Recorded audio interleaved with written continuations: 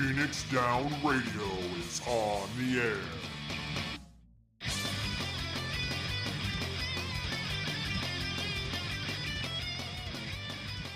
Welcome, everybody, to Phoenix Down Radio, episode number 202. I'm your host, Klauss Nightbringer, and joining me is Seyrr Timono. Seyrr, how are you doing, buddy? Oh, still maintaining homeostasis. That's good, God, I it's think. so much work sometimes. Yes, that is the process by which the body manages to keep itself not falling apart. No Also, fall apart? Also drink water? Also, we have a... I said also drink water? Yes, continue drinking water. That helps with the homeostasis. Yes. Also have a new manager at the library. It is a colleague who I really enjoy working with. At some point, we are going to get ramen. Ooh, I like ramen. I expect her to still hold me to like actual work standards and the like, but I'm also going to enjoy working with her. Okay, that's cool. Always awesome. What have you been up to since the last episode other than getting a new manager? So I mean, I plowed through the entirety of the MSQ and some side questing, and then started going into lots of philosophical debate about various aspects of it. So the usual nonsense. So you burned through it, and then now you got to reprocess it. Oh, no, I made sure to take breaks every so often, so I did my processing then. Oh. This part is about convincing the heathens that no, my interpretation is right, as it so self-evidently is. Good night, folks. Just what? Kidding. Just kidding. People are like, oh, Seyrr, you need to work on your self-esteem issues. Oh, Seyrr, you have too much self-esteem. Make up your goddamn minds. I am making good progress. I am in, I would say probably the last quarter or so of the MSQ. I'm almost level 100 already, though. And the quests I'm on are in level 98. So I mean, they've been very generous with the leveling on this. I mean, getting a million XP per mission or per main scenario quest. That's a lot. I was able to mostly level a warrior alongside Bard. So yes, they've been quite generous with things. I've only been playing Bard. I have not even touched any of my any crafting or gathering classes. I do need to get my gatherers out so I can get my retainers up. I know. I do know some people who I think literally today just started actually on the MSQ because they spent all the time on leveling Pictomancer and Viper. Which more power to them, I guess. All the way to 100? All the way to 90. 90. Okay, so at least they can play the MSQ with them if they so choose. Yes, which I think was in fact part of the goals. Yeah, I don't know. I'll figure it out. I'm just kind of enjoying, playing through it at my own pace. But it turns out that there is actually no wrong way to play. No. Aside from griefing dungeons and like using racial slurs, don't do that. That is bad. I would agree. But other than that, no wrong way to play. Yeah. I've been playing a little bit, probably maybe 4 or 5 times over the last 2 weeks. Like I said, I made some decent progress on MSQ, enjoying it quite a bit. Doing some catch up on The Boys on Amazon Prime. I don't know if you guys are watching that show, but oh my God, it is. I do not, but I have been hearing people talking about it a lot. It's a kind of where superheroes are not the good guys. And the world They're is very acting much like people with powers, is my understanding. And the world is a lot like what we have going on out there in a lot of ways, just kind of tweaked a little bit to be ridiculous, but still kind of hits those same points. And you're like, but it's well written, it's well acted, it's actually. This was supposed to be my escapism. But I mean, it's also very funny. It's very pulpy as well. Ooh.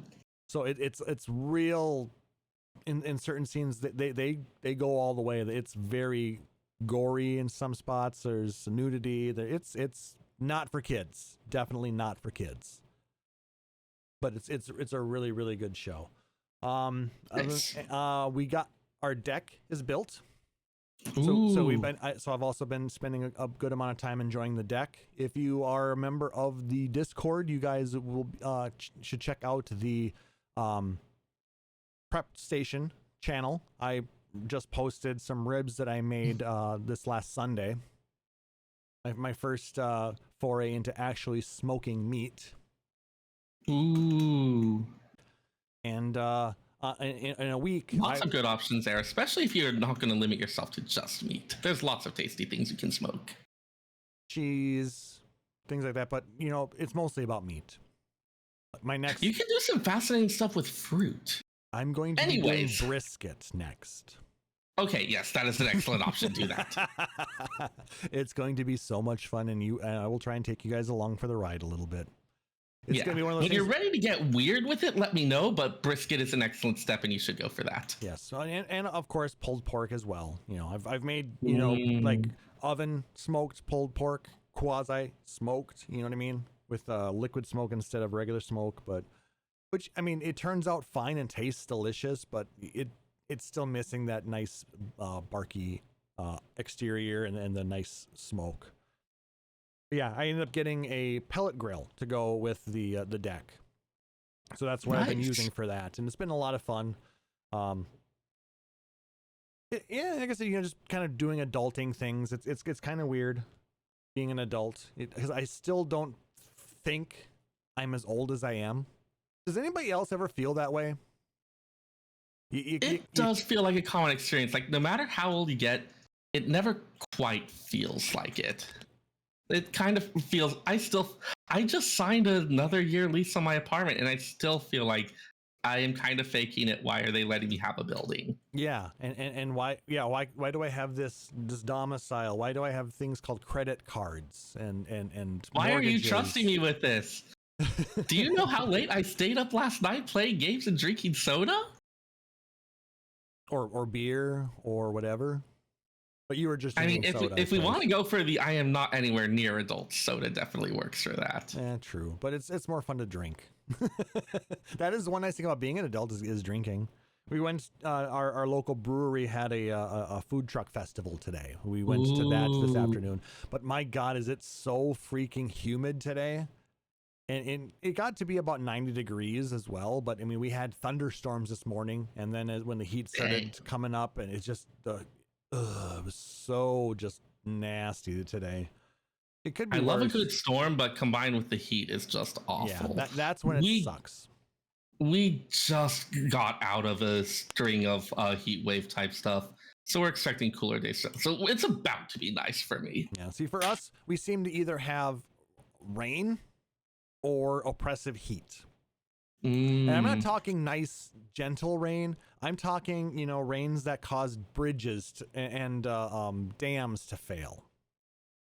Oh dear. Yeah, because I think we talked about it in the last episode about how a house by a dam that failed not too far from here fell into the river. You did mention that, yes. Yep. So I mean, pretty wild. It's crazy. They ended up there was a little store down there that used to sell like some little knickknacks and tchotchkes, and they also had like some pretty tasty pies. They ended up having to tear down that building because it's not safe. So it's crazy. Oh, Nick Nar's talking about how he was trying to mow his lawn because it was so humid. I got so sick of that I ended up I bought a robot lawnmower. So, I'm a big fan of the ripping out your lawn and putting in something that doesn't. Clover is nice. More people should have clover. There are a lot of you know, things like that, and I'm not one of those people who has a pristine lawn by any means. I encourage the growth of clover and things like that in my lawn, but I cannot stand mowing it.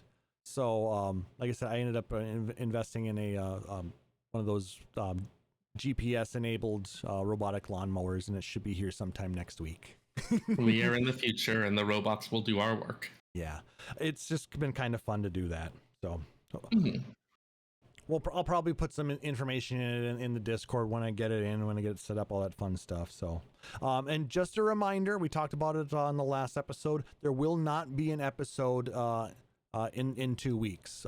We'll be out of town that weekend, so our next episode is going to be in August. So just prepare for that. But let's go ahead and jump into some gaming community news. And we have a lot of it today. So as everybody knows, Stormblood is officially released now. We're in our second week of having. I believe you mean Dawntrail, yeah, and not Stormblood. Why did I say Stormblood? I do not you know. know. I think it's because it's on one of my damn screens. Yes. What I'm hearing is I need to put a teleprompter in front of you and then just start making you say the craziest shit. Banana. I mean, we have very different definitions of what counts as crazy. I listened to another gaming podcast, Kind of Funny, and one of the jokes that some of the people there play is they'll put banana somewhere in their show notes and they'll see if they can catch the whoever the host is that day. Oh, I'll put a banana somewhere in. Wait, what? Oh my. We don't want to get there yet. So anyway, Dawntrail. Yes, Dawntrail. That's out, and Square Enix had a really good time and another good idea to do some more collaborations with YouTubers. I don't know if you ended up catching some of these, but a couple of channels that I follow, How to Drink and the Babish Culinary Universe, had collaborations with Square Enix for the release of Dawntrail, and we're gonna start. It's not uncommon to have people doing the fan-related content and the like, but having this kind of actual official collaboration. I know they also had stuff like that Board of Tourism website. Yep. It seems like they've really been leaning into and playing up a lot of this, which has been fun. Yep. But we're going to go ahead and start with the How to Drink channel. And Greg from there created a few Turali-themed drinks that actually looked very interesting and it apparently tasted pretty good. I linked to the actual video in the chat there, and it'll also be in the show notes. But yeah, he did 4 different drinks. Go ahead. I'm just gonna run down what the drinks were, and then we're gonna. And Seyrr was kind enough to write some notes about what they are and kind of what they're based off of. But the first drink that he created was something that he called Tulioli Punch, which Seyrr said is kind of a mix between a caipirinha and a pina colada, which is kind of neat. Yep. Yeah, the drink that he created uses pineapple juice, cream of coconut, which is different from coconut cream, and a couple other things, lime juice, and cachaça. I can never pronounce it properly. Cachaça. Which is served in a cored pineapple, and I love that kind of tiki bar shit. Huge, and yeah, as he said, style, it's huge tiki bar style with that one. Oh yeah. The 2 drink, so it's pretty much like a mix of the caipirinha. I can never pronounce it properly. Caipirinha and pina colada, which are respectively the national cocktails of Brazil and of Puerto Rico. And yeah, you've got your looks like you've got your classic tropical flavors from the pina colada, but cachaça, it's similar to rum, but it's made directly from the sugarcane. It's a sugarcane liqueur. So instead of rum, which is made from molasses, you're going to have a bit more of kind of like those grassy vegetal notes to go along with that. So fun variation on that. Yep, and I think it easily gets you drunk too. So. All of this stuff I'm pretty sure is going to get you drunk pretty hardcore. The next drink that he went into, he called the Nopaltender Bender, which is his little play on what's basically a prickly pear margarita. Yeah, mezcal shows up a fair bit in the actual game storyline, it being a traditional product of a lot of the areas that we've explored.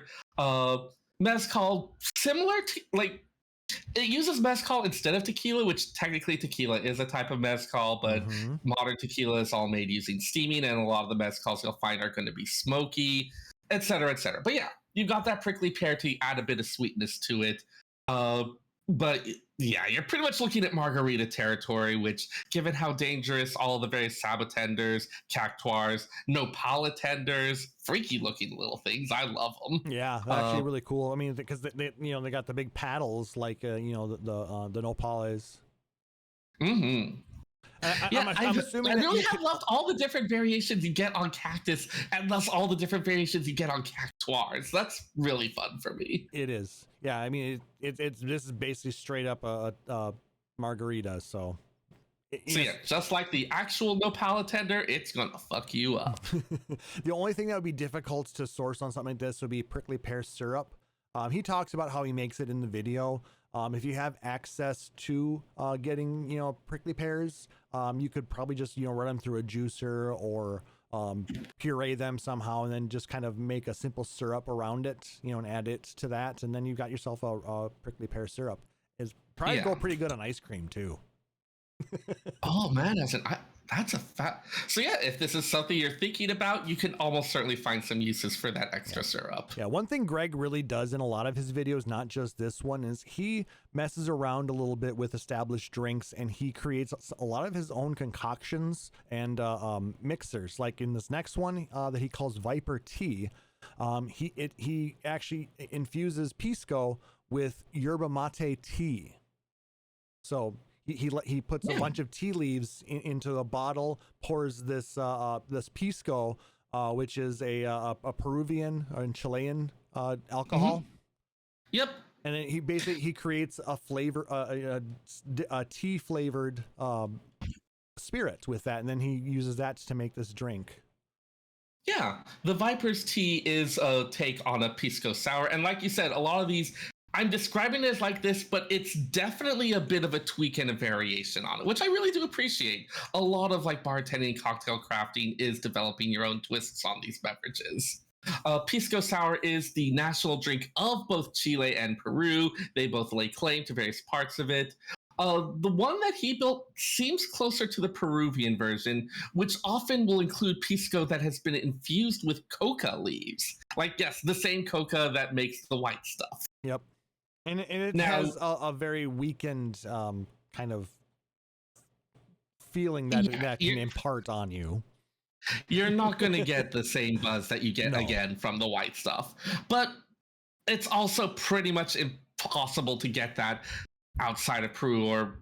I mean, it depends on where you go, but in theory, if you infuse the liquor first, then maybe. But for practical purposes, most people can't do that. So his yerba mate variation is going to do a bit of a different South American flavor. And that's another one, like in the same region in the game where we had the mezcal stuff, they also did have some stuff dealing with yerba mate and other traditional beverages and ingredients like that. Yeah. So really fun take on that. Yep. So they did a lot of Central and South America with the southern part of Tulioli. However you pronounce that. Tuliolol is the city. Tural is the you're right. continent. Okay. And then have I spent several weeks soaking in this? Who's to say? Yeah. And then his last this last one is also in honor of the other new job in Dawntrail, and that is he calls it the Pictomancer's Palette, and he plays around with some concoctions that basically have color changing properties using butterfly pea blossom water. Yeah. Butterfly pea blossom water, tea extract, other things like that. They've been used in a lot of cocktails where you want to have a really showy effect.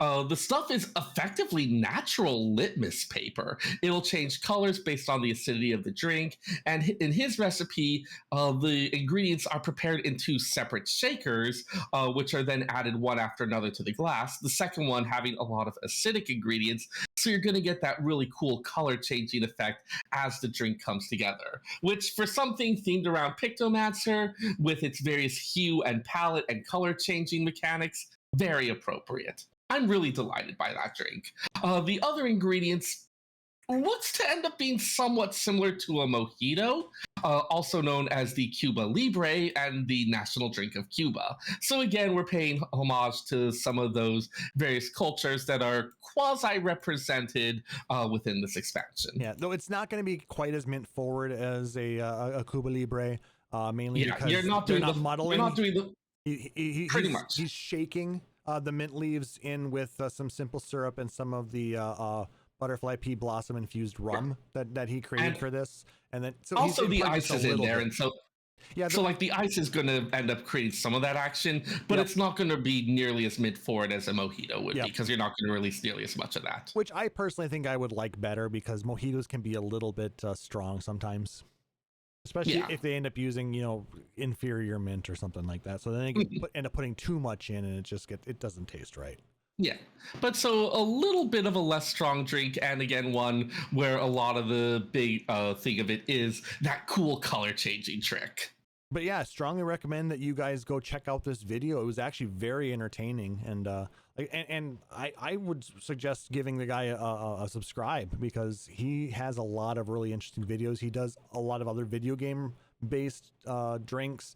He talks about the history of a number of cocktails, and talks about cocktail making theory. It's actually very interesting. I think you would all enjoy it. Despite the past several minutes, I don't actually drink that much, but there's a lot about the different cultures that create these drinks, a lot of those local products that go into them. So it's really fascinating in its own regard, even if you're not much of a drinker yourself. Exactly. And now we'll jump into the other collaborative video that they went out, because they talked with the Babish Culinary Universe, and they had Alvin create his version of tacos al pastor. So I'm going to link that video here.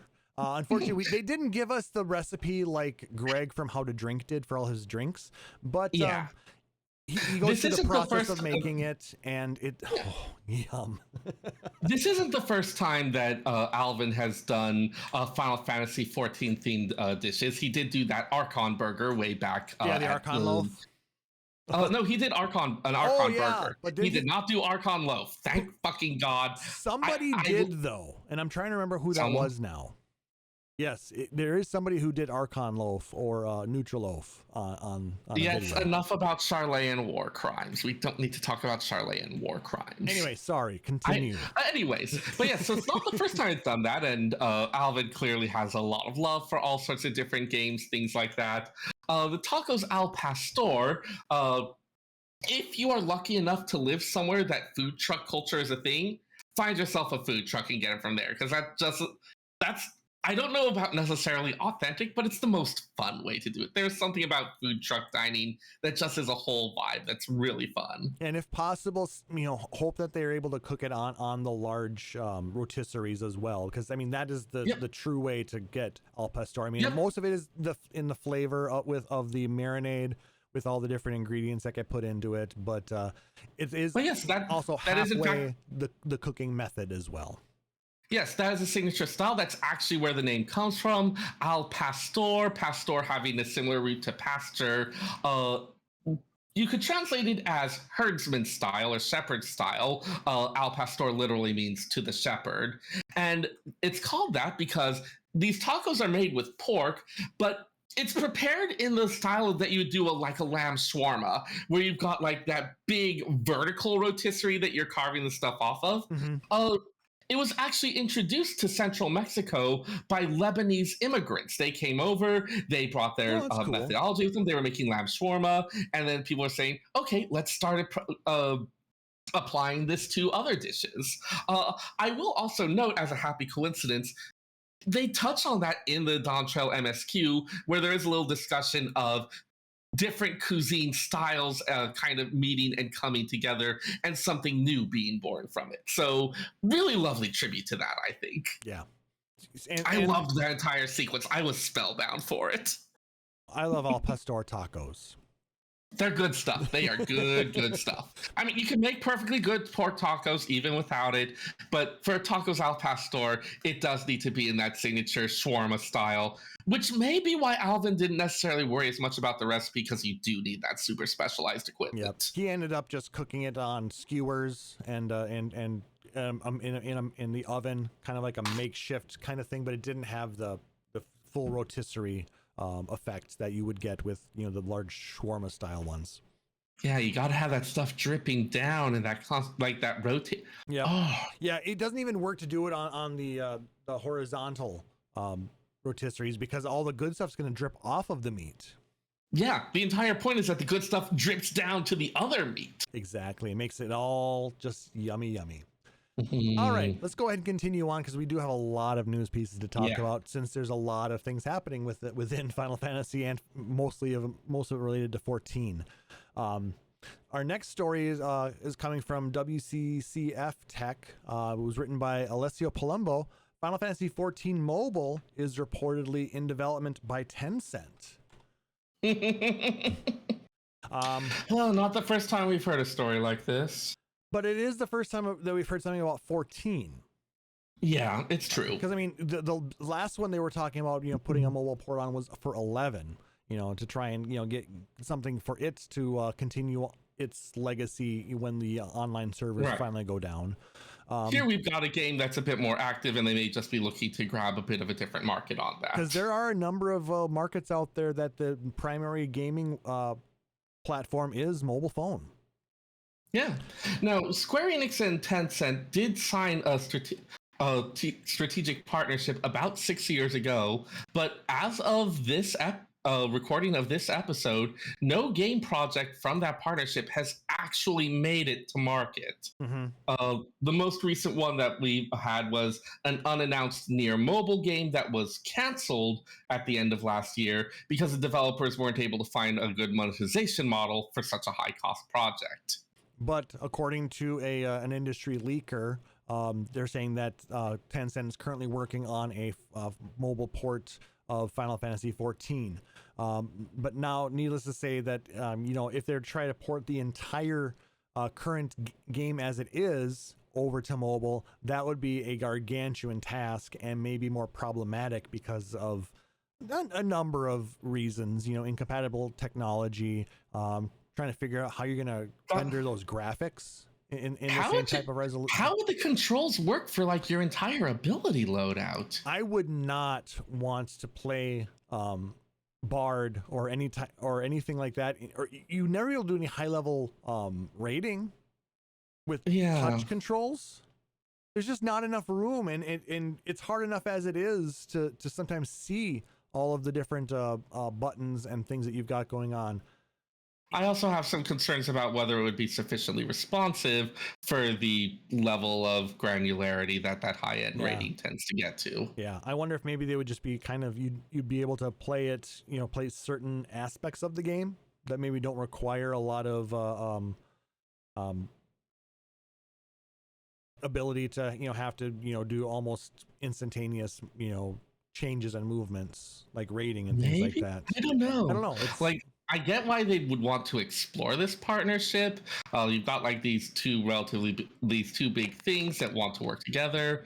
But yeah, I don't know if that's gonna work out here. Yeah, it's just one thing that they had announced it on social media, so a couple of outlets went out and reported on it, and I thought it was interesting enough that we could throw it out there.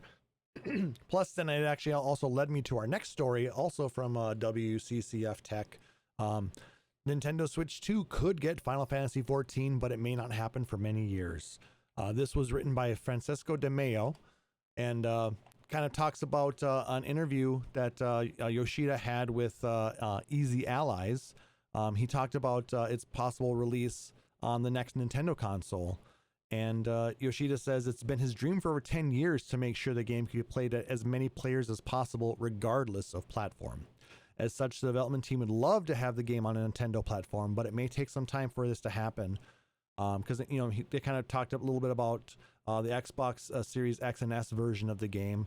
He highlighted how that version happened years after they started talking with Microsoft. So it's not something that can just be you change a couple of things in the code and boom, it's ready to go to another platform. There's a lot of things to consider. Yeah. I also feel like, especially with Final Fantasy XIV, given the initial history of that disastrous launch and the amount of work they did to get it back, I feel like they may be a little more sensitive to, hey, we need to make sure that we get this right from the get-go. Yeah. I think a lot of these, the things that Yoshida is saying here kind of stems from those earlier conversations that we heard Square Enix have, regarding kind of lackluster sales on some of their larger budget games like Final Fantasy 16 and 7 Rebirth, and wanting to get them on multiple platforms as well to make sure that anybody who wants to play it can. So I think a lot of this is in line with that, to try and get 14 in as many in front of as many people as possible. I mean, in the end, they did do the work and get it onto Xbox. Yep. So But it does, yeah, it doesn't feel like a quick cash grab. It does feel like something where there is that drive to be like, okay, let's try to get this right. But that's also, if you think about it, that might be another place where there may not be enough input options. You know, like mobile. Yeah. You know, We'll the see what interface we'll see what the Switch 2 looks like. And of course, I don't think it's still been officially released yet, even though everyone has at this point been pretty much taking it as a given. Yeah, it hasn't been officially announced at this point, but it's coming But soon. yeah, I mean, they've said they are working on a new console. It just hasn't been announced what its name is going to be. watch as it turns out to be Virtual Boy 2. No, it's still going to be in the Switch line. They just haven't announced if it's going to be Switch 2, Super Switch. You know, there's a number of things that they could potentially call it. Ooh, what if they do like a thing called like the Switch U? I was just going to make that joke. Woo! Same brain. Or I was going to say like same brain. the Switch V. I feel like we can make it weirder. Yeah. The Switch X. The Switch O. The Switch Q. And then they could have advertising where you like they want you to take pictures of show yourself excited, and they could ask you for your O face. Hi, you willingly do a podcast with me.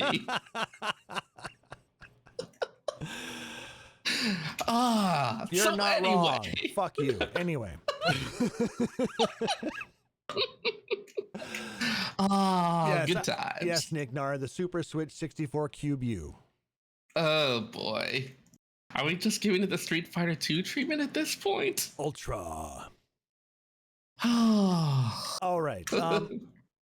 Next bit of information I found, I went to the Lodestone. There's a number of things that they announced as well, particularly the recommencement of automatic housing demolition. So it's been turned off for a while, but because everything is looking pretty good, they're going to resume automatic demolition as of the release of patch 7.01 on July 16th. Yeah, early access, actual access was pretty smooth. Mm-hmm. Only had a couple issues recently, and that appears to be like very deliberate DDoSing, the usual nonsense. Yeah. But even then, like it didn't seem to last for a long time. So if you have not definitely visited, glad. Yeah. if you have not visited your house, sorry, Go for it. please go into your house before July 16th. Otherwise, you may come back into game and you might not have it again. They do note that the timer itself does not start when the thing is re-enabled. More that's the point where they start looking at where the timer is at. So it'd be possible that the timer gets turned on and your stuff is immediately demolished. Yeah, or within like a day or something like that. Yeah, some fairly short period. I don't believe it restarts the 45-day clock. It does not. Which would be nice, but I also understand that they need to make sure that housing plots can be available. Though I mean, that's the thing. I see housing plots available, like not constantly, but not like mediums and larges so much.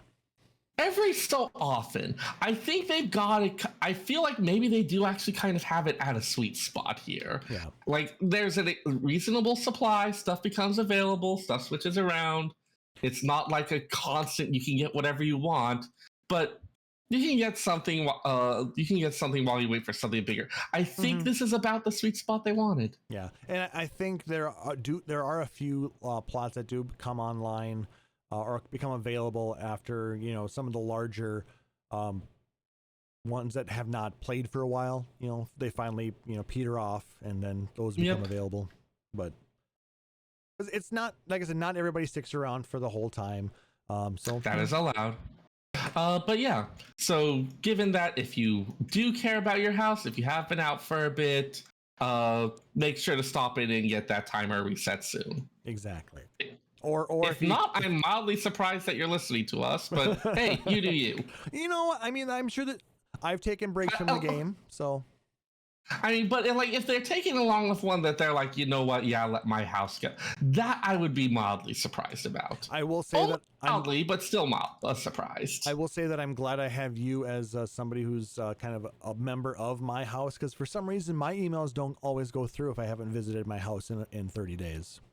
Because I've relied on you sending me a Discord message once or twice to save my medium. Yeah, just the occasional check-in. Hey, are you cool with this? Yep. I just get too many emails, and I have been bad about actually unsubscribing from lists like I keep meaning to. Yeah. Anyway, our next bit of Lodestone news talks about the issues with Final Fantasy XIV housing brightness. Basically, since they switched over to this new graphical engine, some of the lighting effects are not working as they used to. So there are some sections of my FC house that are like massively shadowed to a degree they never were before. Yeah, I haven't really dug into it too much to check it out on mine. I just pop in the door to make sure I don't lose my house. But I will check out to see.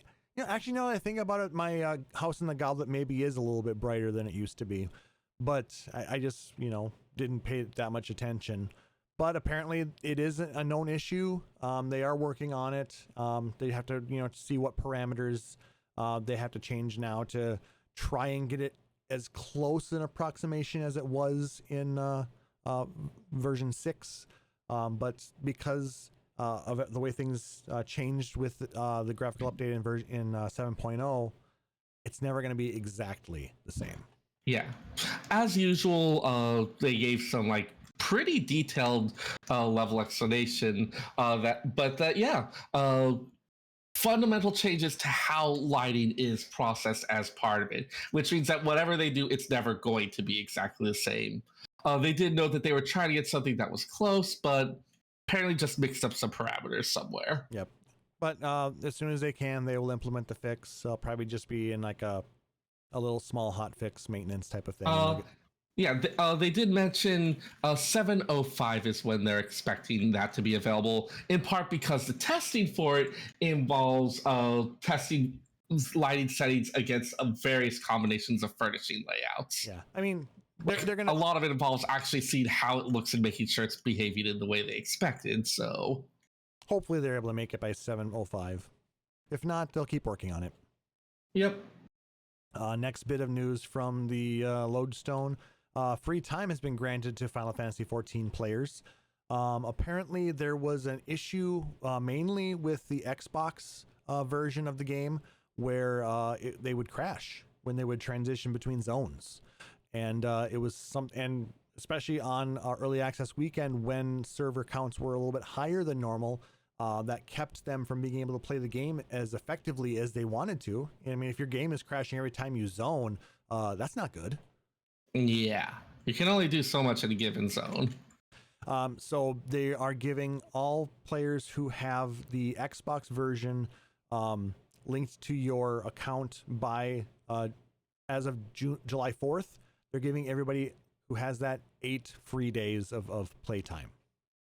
And an additional 2 days for everyone. Yep, because it also affected some people on PlayStation as well. Not as much on PC, but because the Xbox version was so much more prevalent, they're giving them the additional 8 more days. Yeah. But everybody gets 2 days. So Xbox. And for what it's worth, it does impact the play. Like if I had a friend who was on Xbox, I'm not able to do as much stuff with them because of it. It's a lesser effect, but it's still affecting me as well. And so the recognition that, hey, I didn't get to have as much fun with it because of I didn't have my Xbox friends around. Like it's a small thing.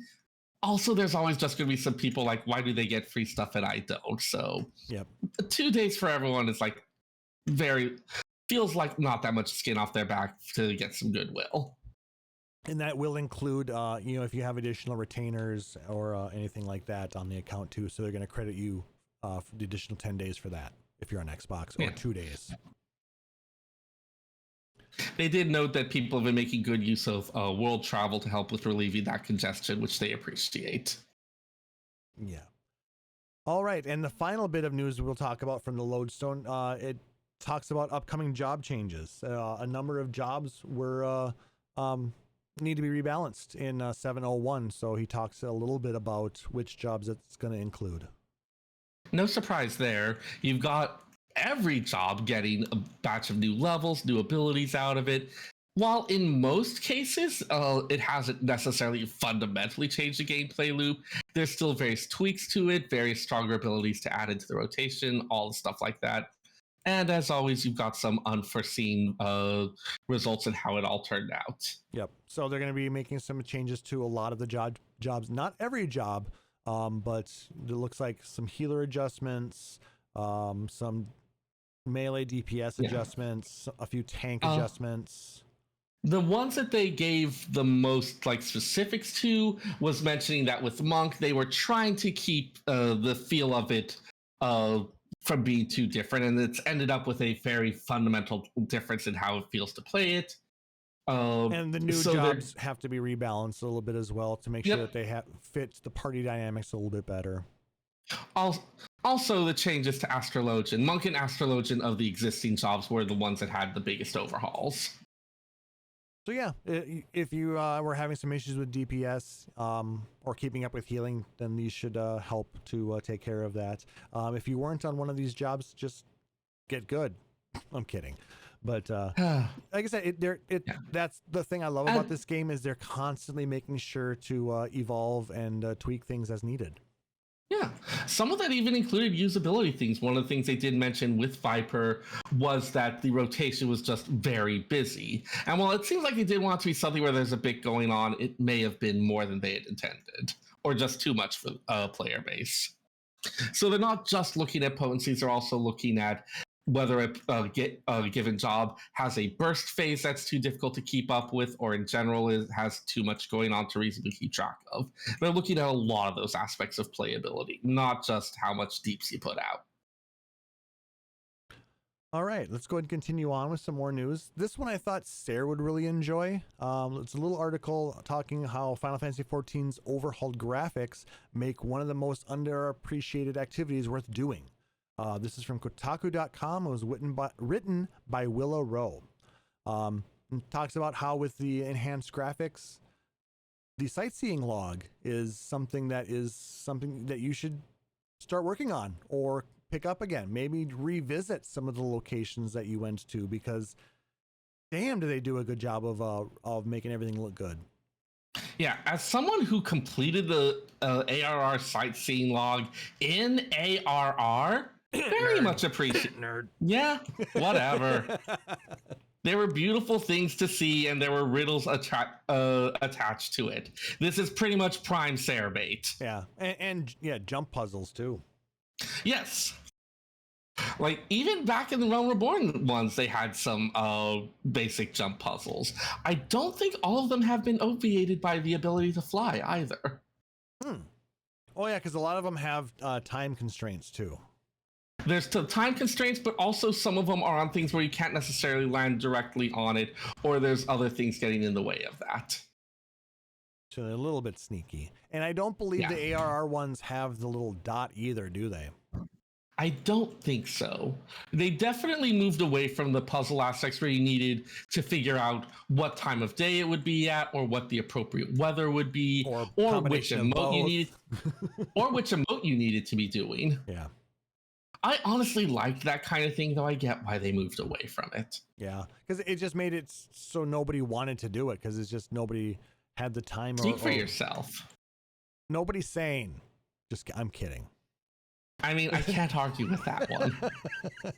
But I'm still teasing. I want to be mildly offended, but I can't argue with it. But yes, for those who haven't done it as much, for those who have, a really great chance to appreciate a lot of those graphical improvements, especially since so many of them were to the environments. Like, a lot of these were areas where even before it's like, you know what, this place has a charm. I like this view. Now getting to appreciate it in that, like, just way more gorgeous thing. I might go and start seeking out some of those spots after this. Mm-hmm. And, not to mention that they sometimes sneak in little Easter eggs and little tidbits. So it's just kind of fun to discover those as well. The other thing I'll mention is for those of you who do like the housing stuff, there is an NPC who will sell you paintings of the various views from your sightseeing log. So if you decided, hey, I've always wanted my place to be like an H.R. Geiger-ish nightmare, well, get yourself some Azaslaw paintings and go to town. I always like to throw in some paintings of a couple of the key spots from the major cities in each expansion, just as kind of like here's a chronicle of the places I've been. Mm-hmm. Yeah, it's really neat. And you can get different sized ones as well, small, medium, and large. Oh, when I was setting up my apartment, since I've done my apartment as kind of like a little fishing research station, I got lots of sightseeing log pictures of good fishing spots. And did you also get some of the fish? Yes, that is a separate thing. That's with the fish's canvas. But I did end up doing some pictures of fish. For that one, I ended up going with lots of fish that were like, not necessarily weird ones, but ones that would be like, oh, hey, this is a typical food thing. The idea that like, oh, this is fish culinary research. Since that kind of fits more with what I and my character would be doing anyways. Yeah. Cats eat fish. Everyone should eat fish. Fish is tasty. Just not too much fish because you don't want mercury poisoning. Okay, yes. Have a reasonable amount of fish. Also, support policies that reduce heavy metal pollution in the environment and have funding for remediation. What he said. Like, it would be nice if people could just eat more fish. Yes, I know. But continuing on, we do have some more news to talk about. We have a lot of news. Oh, yeah. Final Fantasy creator Hironobu Sakaguchi reunites with Square Enix after 2 decades away. This comes from an interview from Bloomberg.com written by Jason Schreier. After taking a long break at his new home in Hawaii, Sakaguchi eventually started a game company called Mistwalker, which you guys are familiar, created the Fantasian game that's going to be coming to consoles here soon. And he ended up teaming up forward to that with some of his old partners, including Nobuo Uematsu. And as he was doing that, SE kind of started reaching out, and especially around the 30th anniversary, they wanted to have him participate in some, historical panels, and do some events for the company. And basically that kind of led to Sakaguchi kind of rejoining SE in a fashion now. Yeah, it was really interesting looking at the interview with that, where he talked about things like how for a time he had deliberately stayed away from Square Enix. He didn't want to interfere with the business decisions. He mentioned specifically that if he kept too close of a relationship, it might affect how Square Enix treats Final Fantasy, which that was interesting to me. Like, for a lot of people, I could see it as, this is my baby. I want to continue to be like supporting and doing stuff and for him, it really feels like there was this commitment to, no, I want this to be something that like the new generation is doing stuff with. Yeah, but he also realizes that without his idea on this huge storied franchise would not exist. So he does see his part in history, but he still wants it to continue on, and I can appreciate that. But the fact that after he was asked to join in a Final Fantasy XIV event, he got sucked into the game so much that he's playing it more than most of us are probably. I thought that was cute. It is kind of great to see that your heroes and idols are just as much of degenerates who stay up until 3 a.m. as you. But I suppose to see the legacy that he helped inspire, all within one game, that's got to be just so heartening to him. Yeah, especially because, this game, since it does a lot of stuff where it's like the theme park version of, or has those callbacks, kind of just like this fun little revisiting of all these different points of his career. That's really awesome. I bet it's also quite surreal. Would not surprise me. And final bit of news we'll discuss tonight comes from pushsquare.com. Kale Adam wrote how Final Fantasy XIV Dawntrail puts up highest numbers since A Realm Reborn. The future seems incredibly bright for the Final Fantasy XIV. Dawntrail hype caused a record number of players to swarm back to the game, with Square Enix boasting its most significant player count since its 2013 relaunch, A Realm Reborn. Spotted by AGN, director Naoki Yoshida thanked players for their continued support in a blog post. While noting that the launch hasn't been without issues, the longtime shepherd of the online title said, first, I'd like to thank you all for your patience and cooperation in dealing with server congestion during early access. With your support, we were able to reach a record number of concurrent users we've not seen since the release of A Realm Reborn in 2013. While the exact figure wasn't shared, it was likely quite a substantial number of players, with there being some 72,000 concurrents on Steam alone, as well as being available on both PlayStation and Xbox consoles.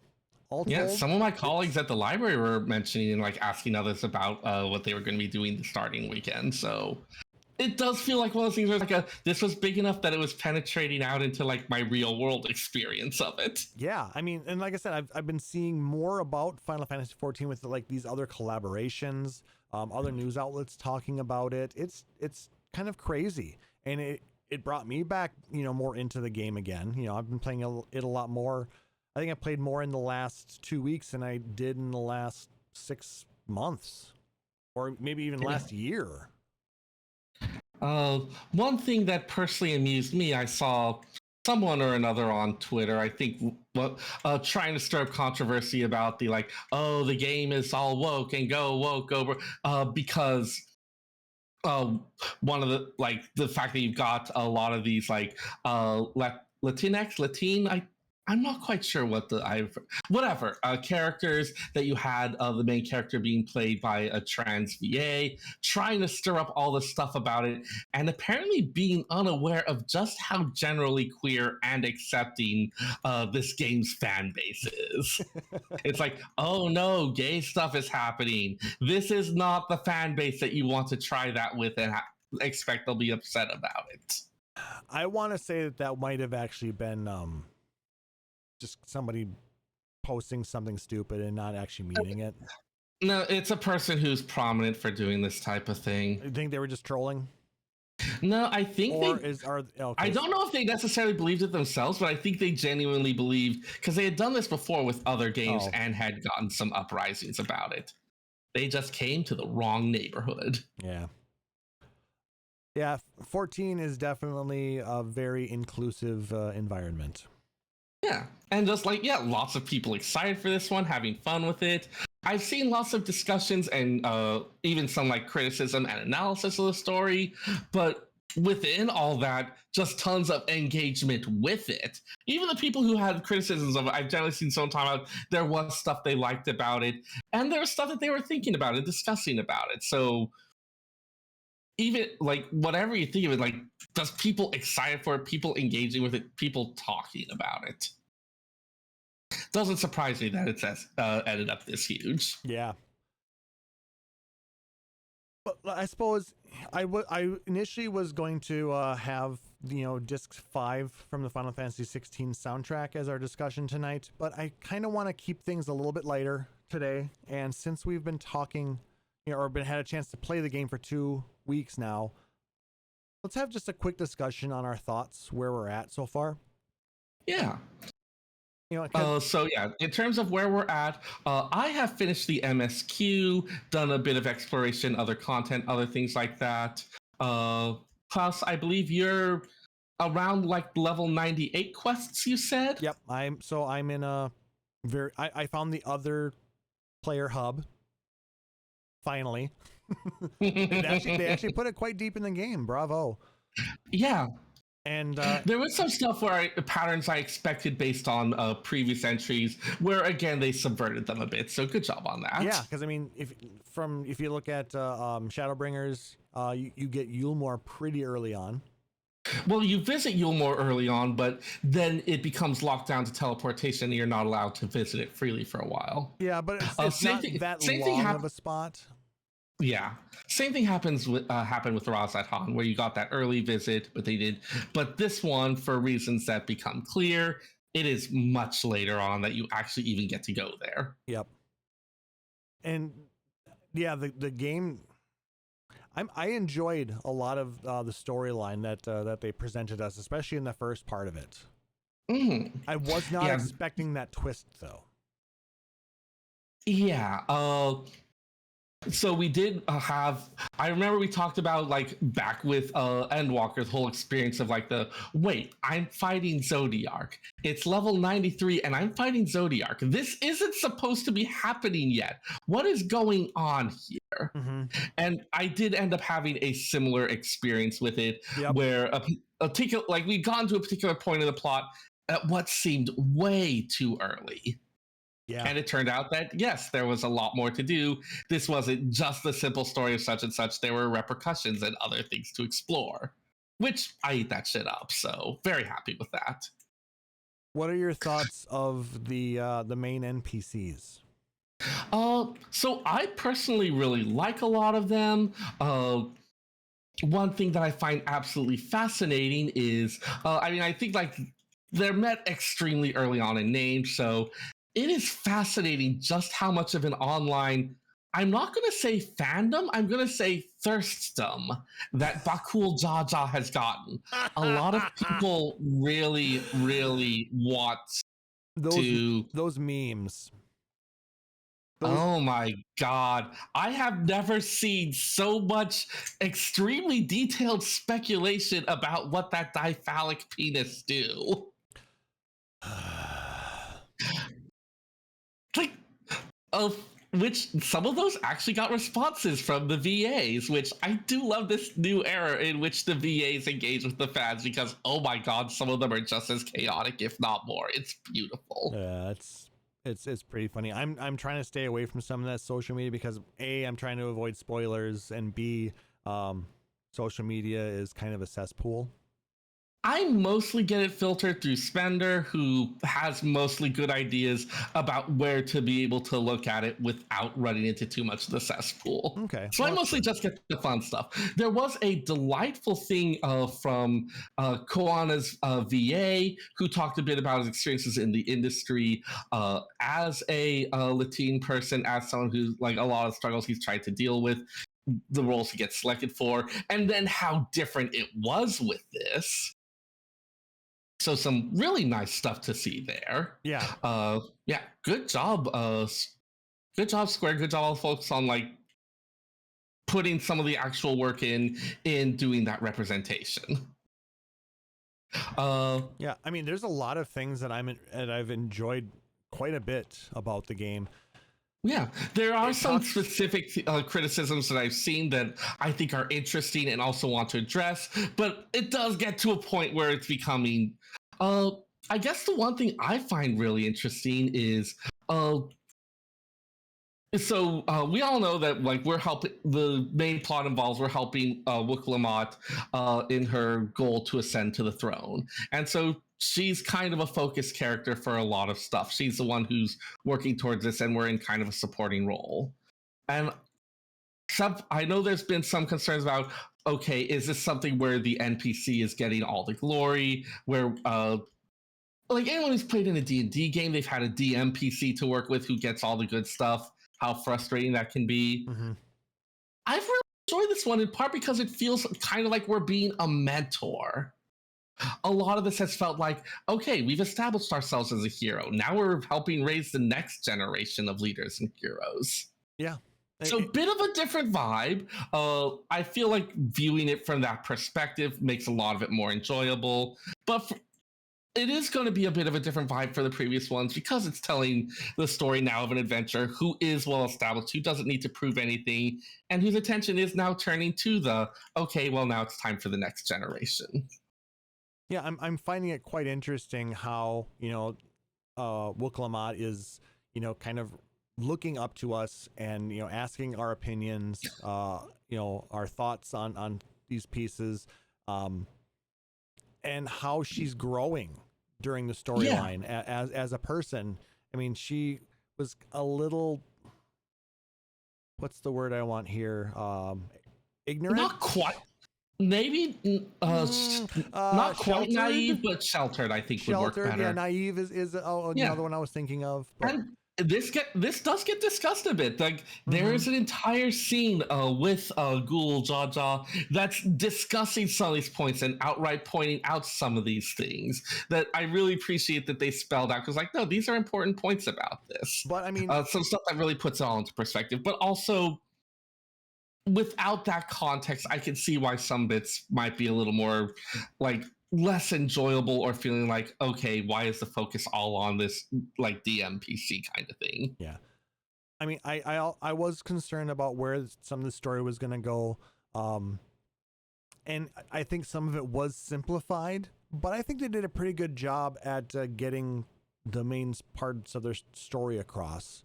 It was, they had to simplify a lot of things because they could have easily made the entire expansion about the Ascension, theoretically, right? Because they could have gotten real in depth on some of the things that you have to do in order to take the throne.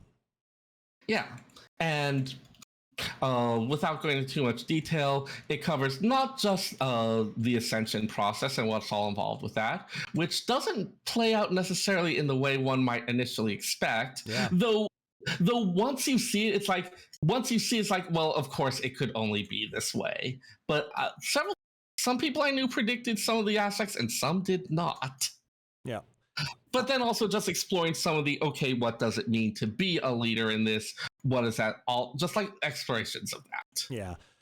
I mean, surprisingly dark at a few points. It did, but it also, I mean, it had a lot of things that you could really relate to and things that you wish other people could understand. Yeah, there are some interesting ideas to be explored in it. The other one I want to note is that although we got lots of stuff to suggest that there was riffing on mostly Final Fantasy IX elements, there was some surprising Final Fantasy V riffs in there. Couple different ones, including one that they set up a few patches back that I didn't even realize was going to become plot relevant, and I thought was just a neat little filling out of the world. That when we get a little bit more into like spoiler discussion, but there's definitely some stuff where it's like, okay, no, they've been setting up some of these details for a while, and also some of them are going to potentially play into where we go afterwards. So I'm excited for that. I feel like we got some really fun payoffs I wasn't expecting. There was some stuff about the story that didn't work quite as well for me. Part of that is like we're coming off of 2 expansions that Ishikawa did.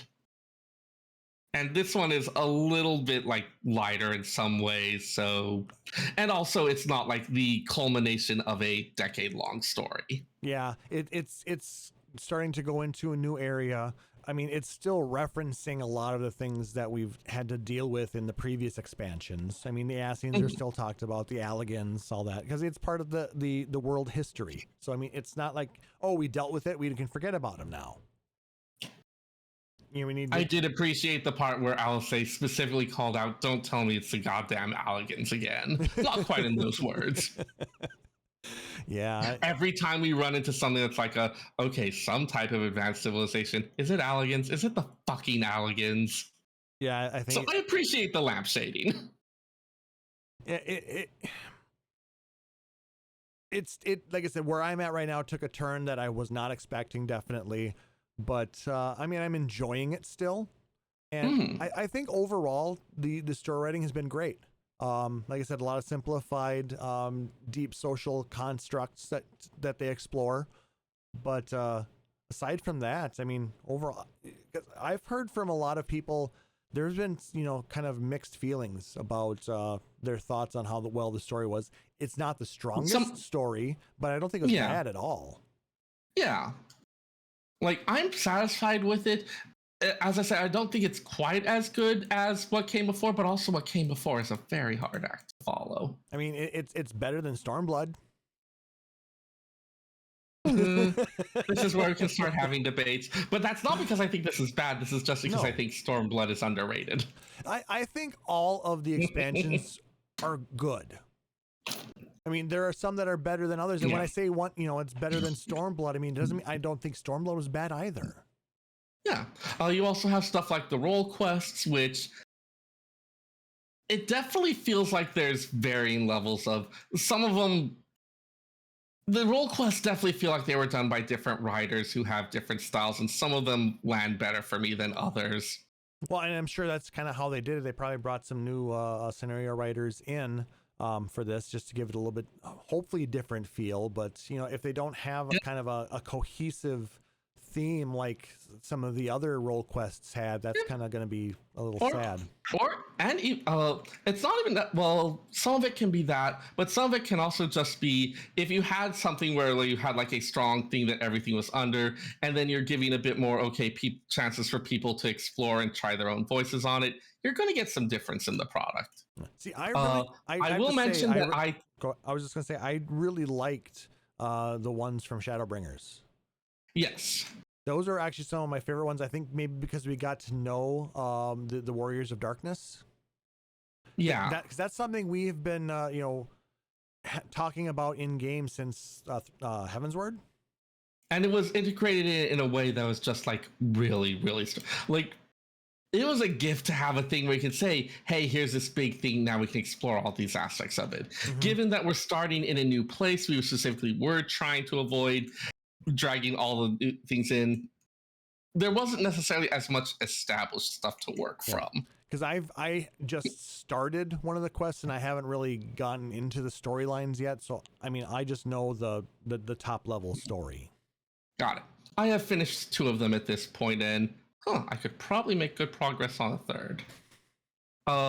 I will say that I personally know someone on the team who's involved with some of the stuff, so give some love to the healer quest because they worked on the healer quests. Good to know. Other than that, any other closing final thoughts? I'll also just throw in a lot of the dungeon mechanics are interesting. The level 77 dungeon, the bosses did some stuff that usually I've only seen in... God, that second boss, I've seen that mechanic elsewhere. I wasn't expecting to pull it out for a regular main scenario dungeon. You mean 97? 97! Why do I keep fucking up the tens digit? Well, because I fucked up the expansion name. Thing that ends in 7, that dungeon, which I really like that dungeon in general. The aesthetic is interesting. I really love the aesthetic of the gear, and I'm planning to get lots of different sets of it. But that second boss on it, oh my god, that mechanic, I was not expecting to have that thrown at me in a main scenario leveling dungeon. I'm trying to remember it. I'll remind you afterwards. Yeah, we'll talk offline for that. Yeah. It was the one that involved multiple high-speed random shots. We'll talk about it offline. So we'll talk after. Yep. Yes. But yeah, lots of fun with it. The duty support of NPCs are a little more limited this time, probably because of all the different interactions that you could have as you have more NPCs. Though they do some nice rotation of who you have to work with at various points. Yep, I've actually run all of the dungeons with trusts at this point, just because I wanted to. I'm taking things a little slower. And I haven't played in a while, so I'm just kind of. And in fact, there is support for running everything up to the final 8-man with trust. So you still need somebody to help with that one then too. You do need help for the finale. Yep. Well, you need help for all of the 8-mans. Oh, no, in this one, the other 8-mans you can do with trusts. Did I do it with trusts? Much like with Heidelin back in Endwalker, they now have that expanded, so pretty much everything except for the final trial does have trusts available. You're right, I actually did do this 8-man with trusts. Yep. I also did try out the extremes. I've made decent progress on Valagarmanda Extreme.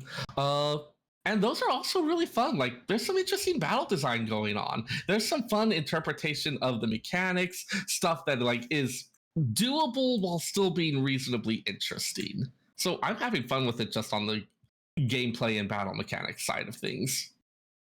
Yeah, I'm enjoying getting back into the game. I've enjoyed where the story's gone. I guess I haven't, maybe gone as deep into it as Seyrr. He's a lot more. You just. I do not do things by halves. No, you jump with both feet. Oh yeah. And sometimes over your head, but.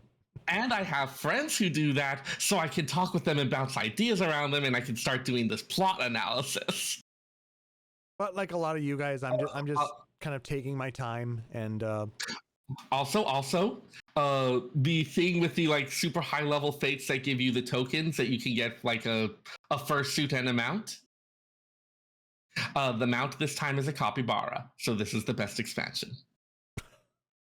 Well, I mean, it fits because we're doing the American continent now. Yep. Oh, that's an interesting. Like the there's like ones they're like effectively South America and North America. It's Yoctoral and oh god, I can never remember the names. Here, I'm in game. What's Zoctoral? Yoctoral and Zoctoral. Yoctoral, it's South America effectively. A lot of that stuff, it's like vaguely Spanish-ish pronunciations, and most of that I can work with.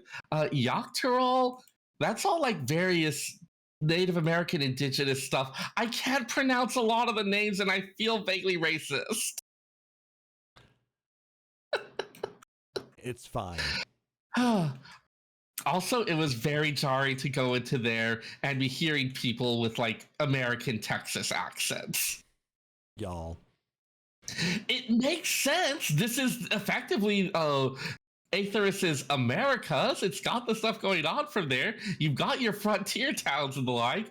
But oh my god, after however many expansions of vaguely European accents. Yeah, it's kind of nice. Going there and hearing someone that sounds like me was just so weird. I should switch over to English because I've actually still been running Japanese. Oh my god, yes. Have it in English. And yes, definitely some of these are like indigenous people, language, words, pronunciations. So at some point I'm going to learn how to say that properly because I care about saying these things properly. Yeah, and maybe that's why I suck at pronunciation because I'm always listening to the Japanese audio. That honestly could be a big part of it. There are a non-trivial number of places where I learned them properly because I finally heard someone in-game say them. Mm-hmm. But I agree with Nick Nar. The whole expansion has me wanting tacos. Tacos are delicious. We had taquitos today. But the only other thing I was gonna say, and I don't know if you've noticed this as well, Seyrr. This expansion has used the word myriad more times than I have ever seen in my life. Huh. I did not notice that, but I also tend to use weird words a lot, so maybe it just doesn't stand out to me. I've just noticed myriad seems to be used a dozen times per chapter, it seems like. That's fascinating. In myriad of ways. Yeah, I do wonder how much of that is just like the localization decision, or I don't know. I think a lot of the MSQ was just written by the same person, and I think they really like that word. Maybe. It was just the one thing that stood out to me. I know it's weird, but it just stood out to me. You never know what random detail is going to catch your attention. But Nick Nar saying he hasn't noticed that word, but I'm sure somebody else out there has noticed that they overuse the word myriad in this expansion. Well, maybe there actually are 1,000 of them. But it's funny. Other than that, like that's where the word origin's from. It's like the same as Myrmidons, and the whole thing where like M in Roman numerals is 1,000. Oh, so there you go. You think you learned something? You think somebody just decided to throw that joke in there? Probably not. I am absolutely riffing on stuff. The things I am saying about words are true, but they are probably unrelated. Koji is also a troll. Koji is not the only troll on the localization team. I know, but he'd encourage it. Oh yeah, absolutely, 100%. Also, I was just looking through the crafting stuff because I haven't done much with crafting, and I just noticed that shrimp cocktail is a recipe, and so now I'm like, okay, well, clearly I need to create like 1,000 of those so I could be eating shrimp cocktail all the time. Okay, so Sarah's gonna create a myriad of shrimp cocktail. Shrimpies. I mean, they are tasty. Like, I'm generally a better person than Eleanor Shellstrop from The Good Place, but kindred spirits when it comes to shrimp. I mean, there's nothing wrong with a tasty shrimp cocktail. Mm. And on that bombshell, that's going to do it for this episode, guys. If you liked what you heard, please make sure to like, subscribe, or follow us on Apple Podcasts, YouTube, Spotify, or whatever your preferred podcatcher is. And if possible, leave us a rating and review. It helps other people find our show and lets us know how we're doing. If you really dig this show, please consider subscribing to us here at twitch.tv/PhoenixStarRadio, where you'll get access to a number of subscriber-only emotes and badges. Or you can go to support us at patreon.com/PhoenixStarRadio, like our benevolent overlord or Rory Fenrir or our resident slacker Nick Nar. All proceeds go towards growing the show, cover hosting costs, allow us to do some fun things, and improve our equipment. So, because it gets old and sometimes needs replacement. But no matter what type of support you give us, whether it's a like, email, tweet, retweet, sub, donation, saying hi, it's greatly appreciated. We love interacting with you guys. If you want to check out our backlog of episodes, go ahead and go to our website, PhoenixDownRadio.com. If you have questions, suggestions, comments, or just want to say hi, you can email us at podcast@PhoenixDownRadio.com. And I strongly recommend you join our Discord community, which you can go reach at PhoenixDownRadio.com/Discord. Shout out, Seyrr. Sorry, I was just checking DoorDash for getting shrimp cocktail delivered. That is very on point for Seyrr. We talked about shrimp cocktail, and now I really, really want shrimp cocktail. Did you know you can eat a 3/4 pound platter of shrimp cocktail, and that's like about as many calories as your typical meal? So it's okay to do. Shrimp is actually a rather low calorie protein. And then you gotta have the horseradish. Anyways, shout out to shrimp cocktail. Yes, shout out to shrimp cocktail.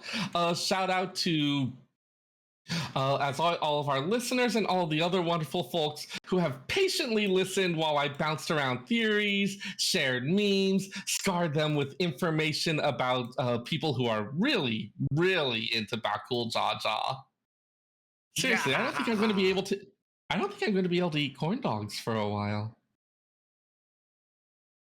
God, I have some memes to show you, Klauss. I don't want them because I had a corn dog today. Oh, tune in for next time when Klauss shows up at my place and murders me for what I'm about to show him. This might be the last time you hear Seyrr. I'm kidding. Oh. No. There are debates about I've had debates with people about which player base is the queerest, but I stand resolute that Final Fantasy XIV's player base is the thirstiest. Yeah. Oh my God, people. Yeah. And I still have to give a shout out to all of y'all because without you guys, we wouldn't be doing this type of stuff. So shout out to everybody who inspires us to discuss things and keep playing this crazy game. Those of you send Klauss your Bakul Jaja fanfic. And I will forward it directly to Seyrr. Excellent. I'll do dramatic readings. It'll be great. That'll be a Patreon content. Oh my God, I would absolutely do spicy erotic fan fiction reading as a Patreon benefit. Don't whatever, I'll read anything to anyone. It's great. Don't write a check that your mouth ain't ready to cash, Seyrr. This isn't a joke. I would 100% do. Okay, I wouldn't do it if it wasn't good fanfic. Write something good. Okay. I mean, it can be spicy, but it better be good quality. Fair enough. I do have standards. They're just weird standards. Yes, he doesn't mind, how crazy your fanfic is. It just has to be written well. Yeah. If you're gonna do weird shit, put some effort into it, damn it. I feel very strongly about this. And I think we have freaked out Nick Nar. Excellent. No, shout out to That'll Seyrr. learn him to subscribe to us. Shout out to Seyrr for sticking around and continuing to do this, and I guess me for enabling it. Shout out to me for enabling. This couldn't be happening to out all of you without Klauss. Blame him. That is true, actually. I did approach him for this. So you're the one who dug up the Yucca Mountain nuclear waste site. I did what I do. You're not that bad. Come on.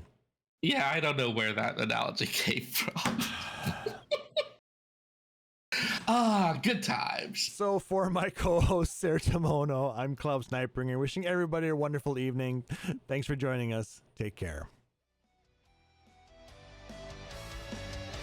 Phoenix Down Radio is a production of PhoenixDownRadio.com and Illusion Productions. Final Fantasy XIV and Eorzea are trademarks of Square Enix. In-game content for Phoenix Down Radio is the copyright of Square Enix. Opening music for Phoenix Down Radio is provided by Guilty Gear Rock You. Check out the Metal Chocobo theme cover and many other music videos at youtube.com/GuiltyGearRockYou. Closing music for this episode is provided by GuitarWanker90. Please check out their full version of Matoya's Cave and other rock video game covers at youtube.com/GuitarWanker90. The views and opinions expressed in this episode are those of Phoenix Down Radio and its hosts and do not reflect the views of Square Enix.